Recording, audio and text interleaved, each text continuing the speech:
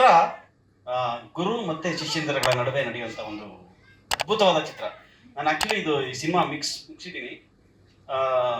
ಕೆಲವು ಸೀನ್ ಅಂತೂ ಕಣ್ಣಲ್ಲಿ ನೀರು ಬರೆಸುತ್ತೆ, ಎಸ್ಪೆಷಲಿ ಕಾಪಾಡೋ ಸಾಂಗ್, ರಾಜೇಶ್ ಹಾಡಿರೋ ಸಾಂಗ್ ಅಂತೂ. ಇದು ಬರೀ ಒಂದು ಬಿಟ್ ಅಷ್ಟೇ, ಅದು ಇಡೀ ಸಿನಿಮಾದಲ್ಲಿ ಈ sentiment between teacher and student carry out ಮಾಡಿರ್ತಾರೆ. ತುಂಬಾ ಚೆನ್ನಾಗಿ ತಗೊಂಡ್ಬಂದಿದ್ದಾರೆ.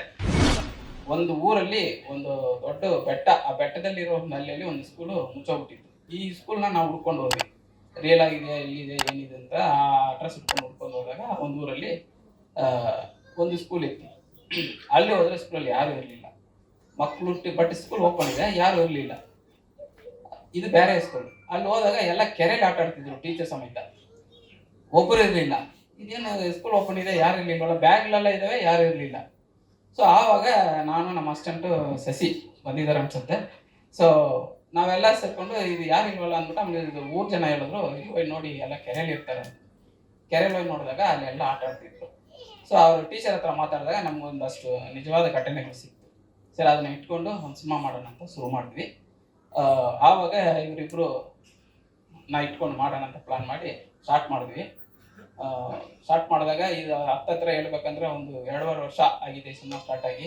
ನಮಗೆ ತುಂಬ ಪ್ರಾಬ್ಲಮ್ಗಳು ಅದು ಇದು ಸ್ಟಾರ್ಟ್ ಆಗಿ ನೋಡಬೇಕು. ಸಾಂಗಲ್ಲಿ ಒಂಥರ ಇದ್ದಾರೆ, ಟ್ರೈಲಲ್ಲಿ ಒಂಥರ ಇದ್ದಾರೆ. ಸೊ ಅದೇನಂದರೆ ಇವರು ಬಂದು ಸಿಟಿಗೆ ಬಂದು 1 ವರ್ಷ ಆಗಿರುತ್ತೆ. ಸೊ ಹಂಗಾಗಿ ನಾವು 1 year ಲೇಟರ್ ಅಂತ ಹಾಕಿ ಸಿನಿಮಾ ಶುರು ಮಾಡಿದ್ವಿ. ಆಮೇಲೆ ಕಥೆಯಲ್ಲಿ ಕರೆಕ್ಷನ್ ಇದ್ದಾಗ ನಮ್ಮ ಸಿನಿಮಾ ಸರ್ ಆವಾಗ ಒಂದು ಐಡಿಯಾ ಕೊಡೋರು ನಮಗೆ.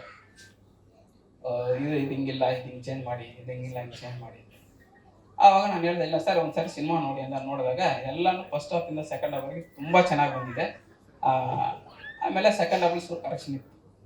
ಆಮೇಲೆ ಹೇಳಿದೆ, ಸರ್ ಇದು ಖರ್ಚಾಗತ್ತಲ್ಲ, ಏನು ಮಾಡೋದು ಅಂತ. ಈ ಮಕ್ಕಳು ಸಿನಿಮಾ ಅನ್ಕೊಂಡ್ಬಿಟ್ರಿ, ಖರ್ಚಾಗಲಿ ಪರವಾಗಿಲ್ಲ ಮಾಡೋಣ ಸೇರ್ಕೊಂಡು ಅಂದ್ಬಿಟ್ಟು ಅವ್ರಿಗೆ ಸಪೋರ್ಟ್ ಮಾಡಿದ್ದಕ್ಕೆ ಈ ಸಿನಿಮಾ ಇವತ್ತು ಈಗಾಗಲೂ ಬಂದಿದ್ದಾರೆ. Thanks sir. ಮಕ್ಕಳು ತುಂಬಾ ಕಷ್ಟಪಟ್ಟು ಮಾಡಿದ್ದಾರೆ.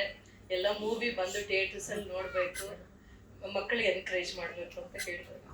ಅಣ್ಣವ್ರ ಪಿಕ್ಚರ್ ಗುರಿ ನಾನು ನೋಡಿದ್ದೇನೆ. ಅದಾದ್ಮೇಲೆ ಇದೇ ಗುರಿ, 2 ಗುರಿ. ಈ ಗುರಿನಲ್ಲಿ 2 ಹಾಡಿದೆ.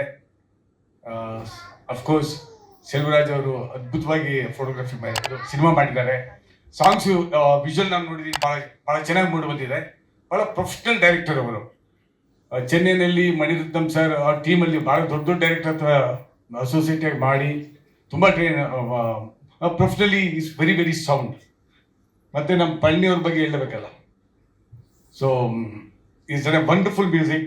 2 ಹಾಡಿಗೂ ಸಾಹಿತ್ಯ ಅದ್ಭುತವಾಗಿ ಮೂಡಿ ಬಂದಿದೆ. ಈ ಮಕ್ಕಳು ತುಂಬ ಚೆನ್ನಾಗಿ ಮಾಡಿದ್ದಾರೆ. ಈಚ್ ಆ್ಯಂಡ್ ಎವ್ರಿ ಶಾರ್ಟ್ ನೋಡಿದೆ ನಾನು.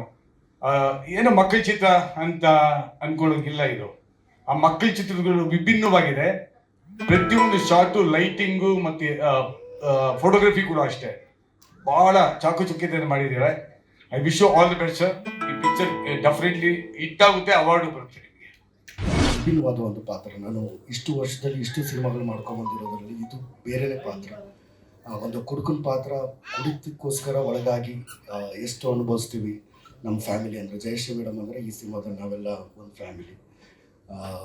ಅದಾಗಿ ಕುಡಿತ ಬಿಟ್ಟು ಅದು ಆದ ನಂತರ ಏನು ಜೀವನ ಅನ್ನೋದು, ಈ ಥರದ ಒಂದು ಪಾತ್ರ ಕೊಟ್ಟಿರೋದಕ್ಕೆ ಸಲೂನ್ sir thank you so much.